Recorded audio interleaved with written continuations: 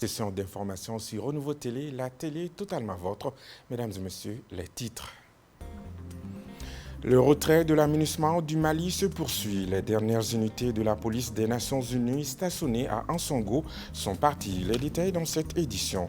L'insécurité persiste toujours dans le cercle de Banamba. Après les fréquentes attaques des forains par des hommes armés, on assiste désormais à l'enlèvement des personnes.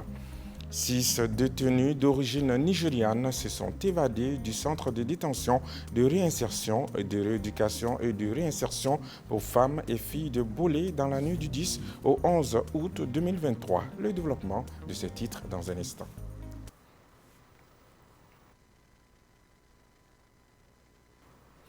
Bienvenue aux informations. Une délégation du comité interparlementaire de l'Union économique et monétaire ouest-africaine CIP-UEMOA, conduite par son vice-président, a été reçue en audience par le président et des membres du Conseil national de transition CNT. L'objectif de cette visite était de présenter à la nation malienne et à l'organe législatif de la transition leurs condoléances suite au décès de Marima Tchadjara, l'un des vice-présidents du CNT. Nous vous proposons d'écouter le vice-président du CIP-UEMOA, Abdoulaye Souma, au micro de Idrissa Sidibé et de Zakaria Oumar Keïta. Nous avons eu le privilège d'être reçus par le président du CNT pour présenter les condoléances du CIP-UEMOA, qui est l'organe parlementaire de l'UEMOA, au CNT du Mali, en raison du décès de l'honorable Marima Tchadjara, qui était membre du CIP et de surcroît vice-président du CIP-UEMOA au titre du Mali. Évidemment, en Afrique, lorsque on envoie des personnes travailler ensemble, s'instituent à la fois des rapports professionnels, mais des rapports familiaux. Donc la disparition très douloureuse de l'honorable Marima Tchadjara a provoqué cette douleur au sein de la famille UEMOA, CIP-UEMOA. C'est pourquoi, d'un point de vue institutionnel, fraternel, le CIP a sollicité et a entrepris de venir présenter les condoléances, parce que c'est une grande perte que de perdre un collègue, un frère, un ami, qui était l'honorable Diarra, vice-président du CIP-UEMOA. Le CIP et le CNT du Mali travaillent étroitement ensemble. Il faut que je vous rappelle d'abord que le siège du CIP se trouve à Bamako, donc auprès du CNT. Le CNT du Mali est donc l'organe, le parlement le plus proche du CIP-UEMOA, avec le siège à Bamako.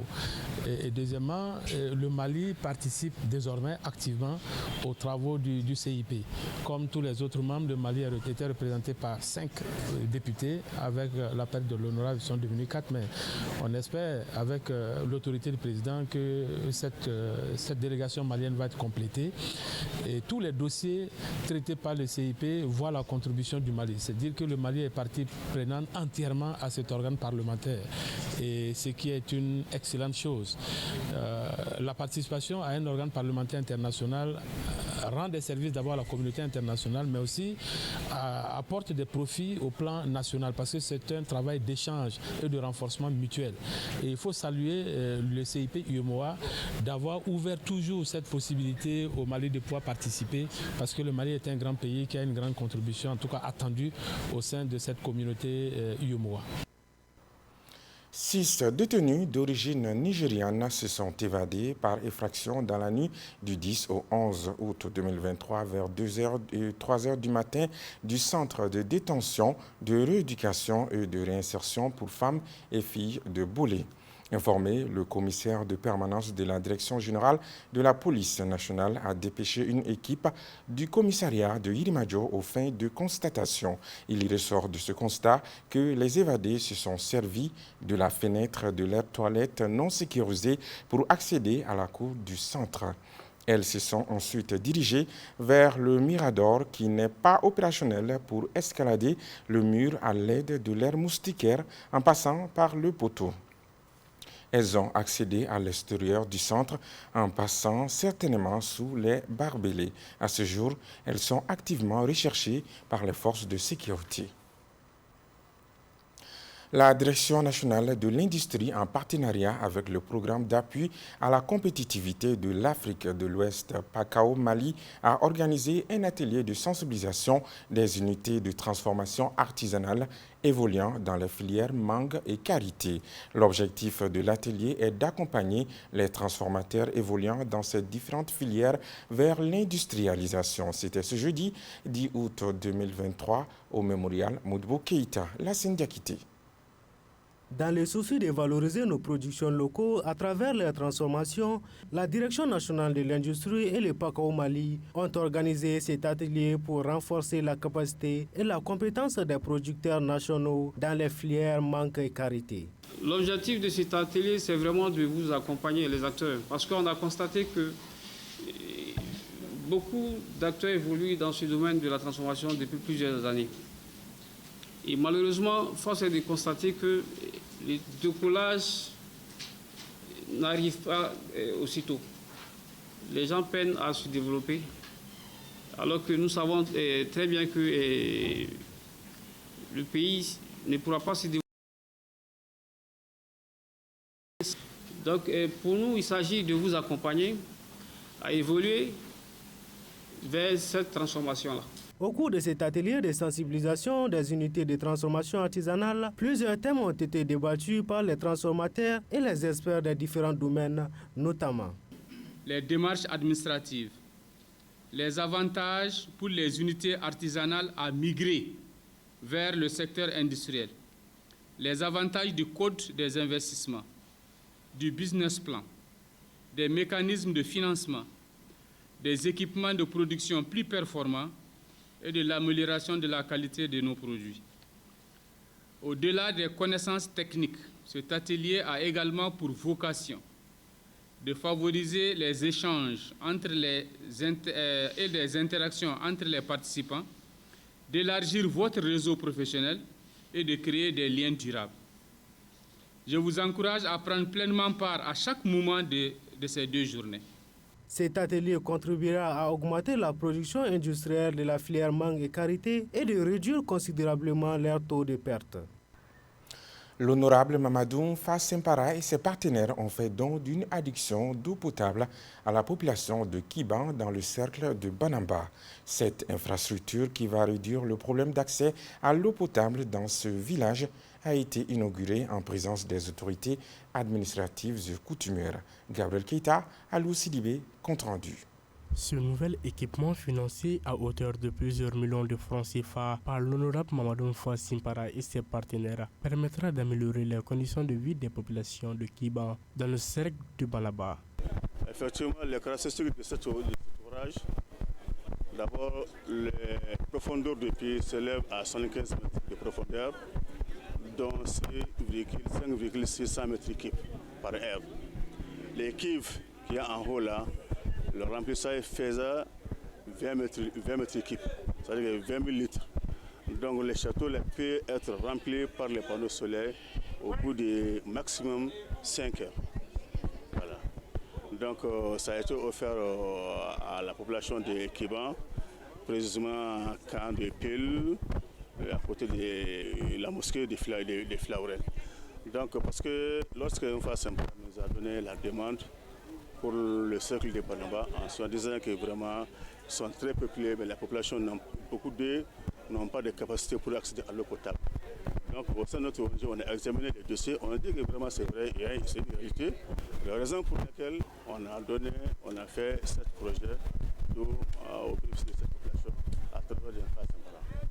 Ce geste de solidarité de l'honorable Mamadou Fassimpara et de ses partenaires est salué à sa juste valeur par le préfet du cercle de Banaba, qui a souligné qu'il va sans nul doute contribuer au développement de la commune. C'est en effet le lieu de réitérer la reconnaissance de l'État que je représente dans le cercle de Banamba, ainsi que mes sincères remerciements à l'homme de bienfaisance et à ses partenaires. Que Dieu leur accorde toujours sa bonté pour pérenniser leurs œuvres humanitaires, surtout dans d'autres nouvelles localités. Je voudrais terminer mes propos en invitant les responsables de la gestion de l'ouvrage de 20 mètres cubes d'en faire bon usage jaloux dans un contexte où nous vivons les changements climatiques et la prolifération des maladies tropicales. A noter que Nounoura Mamadou Fassimpara et ses partenaires ne sont pas à leur première donation d'adduction d'eau dans le cercle de Banaba et comptent en faire beaucoup d'autres. Par ailleurs, l'ambassadeur du Mali au Gabon vole au secours des commerçants maliens du grand marché de Libreville qui a pris feu mercredi. Le général de brigade Élisée Jean Dao a rassuré nos compatriotes victimes de cet incendie de l'accompagnement des plus hautes autorités afin de les aider à surmonter ce moment difficile. Maliki Diallo. Le marché Montbouillet de la capitale gabonaise a été ravagé par un incendie dans la nuit du mercredi au jeudi. De nombreux Maliens commercent dans ce marché qui est le plus grand de Libreville. Sur la scène de désolation, le général de brigade Élisée Jean Dao s'effraie un chemin. L'ambassadeur du Mali au Gabon, au Cameroun et en Centrafrique avec résidence à Libreville vient assister nos compatriotes dont les boutiques sont parties en fumée. Le diplomate a rassuré les commerçants victimes de l'incendie du soutien des autorités de la transition. Au nom du président de la transition et de tout le gouvernement du Mali, je me tiens ici pour transmettre les salutations et les encouragements en cette occasion difficile. On peut être choqué et même très triste par rapport à ce qui est arrivé, mais nous n'avons jamais perdu d'espoir pour deux raisons simples. La première, c'est que nous croyons en Dieu et nous savons que tout ce qui arrive, c'est Dieu qui l'a permis. Et nous nous remettons à Dieu pour tout ça. La deuxième raison est que nous sommes des Maliens et vous êtes arrivés ici, quittant notre pays, le Mali, venus en aventure, je dirais, et Dieu a ouvert des portes qui ont permis à beaucoup d'entre vous d'avoir quelque chose, de pouvoir avoir en tout cas de quoi vivre et puis de quoi aider les parents à la maison. Merci pour tout ce que vous faites pour le Mali, pour tout ce que vous faites pour les familles restées à la maison. Si ce n'est pas la première fois que ce marché de Libreville soit ravagé par le feu, c'est une première qu'un ambassadeur du Mali agisse avec autant de diligence au chevet de nos compatriotes victimes d'incendie. L'acte du général Élisée Jean Dao réconforte les sinistrés qui se souviendront longtemps de ces gestes de solidarité. Ça fait 3 fois maintenant le marché se brûle devant moi. Moi-même, mes affaires, tout se brûle. Mais c'est la première fois l'ambassadeur se déplace pour venir nous assister, pour venir voir notre condoléance. Vraiment, on les félicite pour ça, on les salue pour ça. Vraiment, qui nous aide toujours parce qu'on n'a rien, on n'a plus rien. Le bureau du Haut Conseil des Maliens de l'extérieur qui accompagnait l'ambassadeur a pris l'engagement d'aider les victimes maliennes de cet incident à reconstituer les documents officiels dont ils ont perdu lors de ce désastre.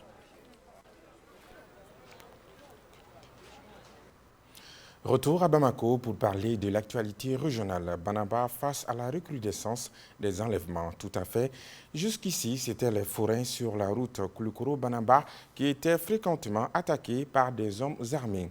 Désormais, c'est le fléau de l'enlèvement des personnes qui s'installent dans la localité en proie à l'insécurité depuis plusieurs années. Cette semaine, plusieurs civils ont été enlevés dans le cercle de Banaba par des hommes armés. Oumou Traoré, commentaire. En effet, les forains sur la route Koulikoro-Banaba étaient fréquemment attaqués par des hommes armés. Depuis 2018, le phénomène a pris une proportion inquiétante, avec des sommes considérables emportées par les malfaiteurs et des morts d'hommes. Désormais, le cercle fait face à un phénomène nouveau, celui des enlèvements. Effectivement, Banaba est confronté à la recrudescence des enlèvements. Selon nos confrères de Studio Tamani, 3 personnes dont un éducateur CE2 plus une certaine de bœufs ont été enlevées le mardi 8 août 2023 à Dandougou, un village situé dans la commune rurale de Toubakoro, cercle de Banamba. Selon les habitants, les auteurs sont des hommes armés non identifiés. Cet enlèvement vient s'ajouter à celui du collecteur de la mairie de Toubakoro, kidnappé depuis octobre 2022. Malheureusement, ces différents cas de rapt n'ont pas encore été revendiqués, ce qui rend les recherches compliquées dans une zone où les terroristes ont réussi à fermer beaucoup d'établissements scolaires. Une patrouille du GTA 2 Kélétiki, conduite par son commandant, le commandant Kola Waigalo, a intercepté la semaine dernière, au cours d'une opération, 2 camions remorques remplis de pièces de rechange de motos et d'autres produits de première nécessité qui seraient probablement destinés aux groupes armés terroristes. Cette opération des FAMA a eu lieu à la foire hebdomadaire du village de Koulongo, considérée comme une source de ravitaillement des groupes armés terroristes en matériel et de tout genre. Selon le commandant du GTA 2 Kélétiki, la multiplication des patrouilles dans cette localité vise à réduire considérablement, voire couper les sources de ravitaillement des groupes armés terroristes dans le secteur de Dialassagou. La mission multidimensionnelle intégrée des Nations Unies pour la stabilisation au Mali, MINUSMA, continue son retrait programmé du Mali qui doit se terminer d'ici le 31 décembre 2023. C'est dans ce cadre que les dernières unités de la police des Nations Unies stationnées dans le cercle d'Ansongo, région de Gao, sont récemment parties. Suivant le commentaire. Ces unités étaient composées d'officiers de police individuels et d'un peloton d'unités de police constitué de 25 éléments alternants entre le Sénégal et le Burkina Faso. Ces forces assuraient la sécurisation de l'aérodrome d'Ansongo par les vols humanitaires, effectuaient des patrouilles régulières, y compris sur la route nationale 17, principale voie d'approvisionnement de la région. Elles contribuaient grandement à la sécurisation des foires hebdomadaires et menaient également des opérations conjointes avec les forces de sécurité maliennes. La police des Nations Unies dans la localité avait également apporté son soutien aux autorités et à la population dans le cadre de l'explication et de la mise en œuvre du concept de police de proximité et une démarche de gestion de la sécurité publique axée sur la participation des communautés. Cette bonne collaboration avec les forces de sécurité maliennes avait notamment permis la conduite de travaux de renforcement des infrastructures de la garde nationale ainsi que la construction du commissariat de police de Ansongo au cours de l'année 2020. Ce retrait intervient dans le contexte de la résolution 2690 qui demande à la mission d'effectuer un retrait ordonné et sécurisé en coordination avec les autorités nationales et locales. Cette démarche s'inscrit notamment dans le processus de transfert de certaines responsabilités. Après Ansongo, les camps de Menaka et de Kidal entameront à leur tour le retrait des contingents de la police des Nations Unies. Depuis plusieurs mois, la tension est palpable entre les autorités et les mouvements armés. On craint désormais une reprise avec des événements des derniers jours qui ont vu les représentants de la coordination des mouvements de l'Azawad quitter Bamako. Les explications avec Diakité Lassine. Sur les réseaux sociaux et dans certains médias, des responsables de la coordination des mouvements de l'Azawada installés à Bamako ont annoncé leur départ demandé par des raisons de sécurité. Déjà mal au point, les relations entre le gouvernement et la SEMA connaissent une détérioration inquiétante depuis quelque temps. Elles semblent s'enflammer avec les accusations contre les forces armées et de sécurité d'avoir tué 2 de ces hommes en un point de contrôle près de la frontière mauritanienne vendredi dernier. Aussi, la gestion des camps que la MINUSMA s'apprête à quitter est une autre source de tension. Dans la région de Tombouctou, la SEMA s'inquiète de la possibilité de voir les FAMA et les instructeurs russes s'implanter dans les bases laissées par la MINUSMA. À la demande du gouvernement, la force de paix onusienne doivent quitter le Mali d'ici à la fin d'année. La coordination des mouvements de l'Azawada estime que ces positions avant le déploiement des forces onusiennes doivent être respectées. Ce qui n'est pas l'avis des autorités maliennes qui veulent se réinstaller dans les zones qui échappent à tout contrôle. Espérons qu'il y ait plus de peur que de mal pour éviter un embrassement. C'était l'essentiel des informations à retenir dans ce journal. Merci à vous de l'avoir suivi avec attention. Un sac vide ne peut pas se tenir debout. Proverbe africain. À très bientôt.